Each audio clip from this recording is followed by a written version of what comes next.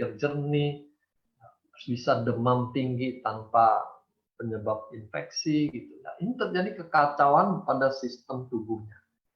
Inilah yang disebut putus obat dan dia tergantung pada obat. Coba kalau SOP di stop, food suppressy di stop, apakah muncul gejala-gejala yang mengkhawatirkan seperti ini? Kan tidak, ya.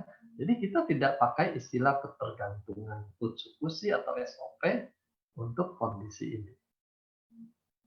Kita membutuhkannya untuk menghadapi proses penuaan yang terlalu cepat. Tanya berikutnya, minum berapa lama bisa ada hasil? Jadi kita semua yang udah pengalaman itu langsung bisa jawab, ya tergantung kasusnya gitu ya.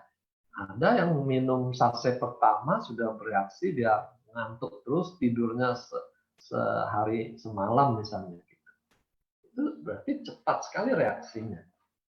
Ada juga yang minum perlu waktu beberapa bulan baru terasa hasilnya. Jadi sangat bervariasi. Kita tidak bisa menjawab dengan satu kata pendek. Ya. Tergantung sakitnya sudah berapa lama. Sakit 10 tahun mengharapkan kesembuhan dalam 1 hari. Itu PHP. Ya. Beda dengan PhD-nya Dr. Trevino ya. Ini PHP kalau kita janjikan kesembuhan singkat padahal kita tahu sakitnya sudah puluhan tahun. Lalu usia berapa?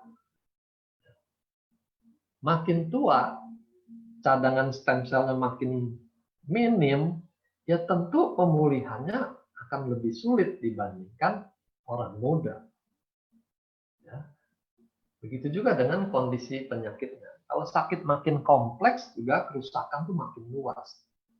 Memperbaiki begitu banyak organ tentu butuh waktu lebih banyak. Ya. Tiap-tiap organ tuh nanti ada prioritasnya sendiri. Yang mana yang harus diperbaiki lebih dulu.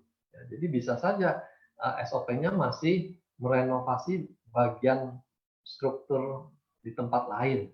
Padahal si pasien ini organnya berbeda.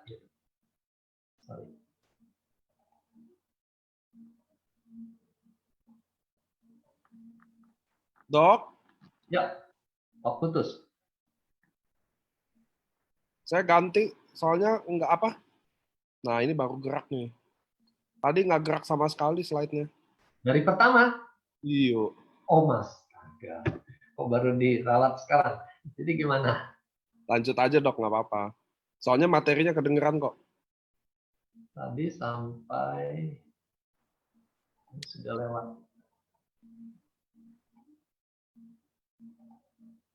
Oke, di sini ya. Jadi tergantung kondisi yang kita hadapi.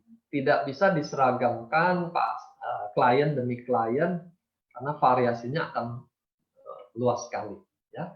Nah, lalu ada pertanyaan ya terkait takaran. Apa kalau makan lebih banyak jadi lebih cepat? Ya, jawabannya belum tentu. Karena badan kita tuh ada kondisi yang kita bilang optimal. Dengan takaran misalnya 4 itu sudah optimal buat badannya, 4 saset misalnya. Kalau kita lipat gandakan 8 saset, mungkin bukannya makin cepat, tapi dia malah jadi mencret-mencret, nah, orangnya jadi kurang gizi, jadi masalah lain yang baru muncul. Ya. Jadi jangan berpikir makin tinggi makin bagus, belum tentu.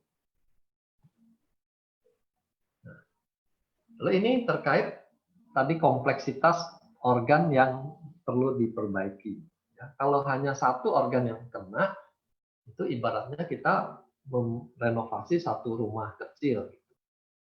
Kalau dia sudah muncul macam-macam komplikasi, itu kita ibarat membereskan satu istana ini, mansion ini luas.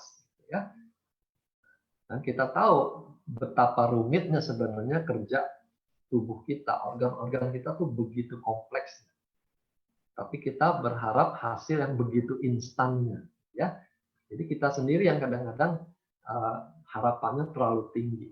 Ada begitu banyak yang mesti diperbaiki, berilah waktu supaya SOP itu punya kesempatan memperbaiki satu persatu.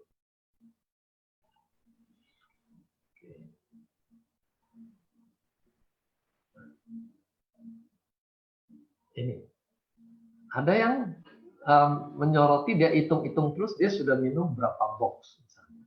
Ini saya sudah 3 box, ini saya sudah 4 box. Ya. Kita mesti ingat balik lagi sesuai kebutuhan. Ya.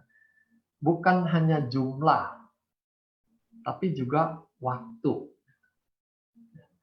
Jadi ada 2 komponen, berapa banyak dia sudah minum dan berapa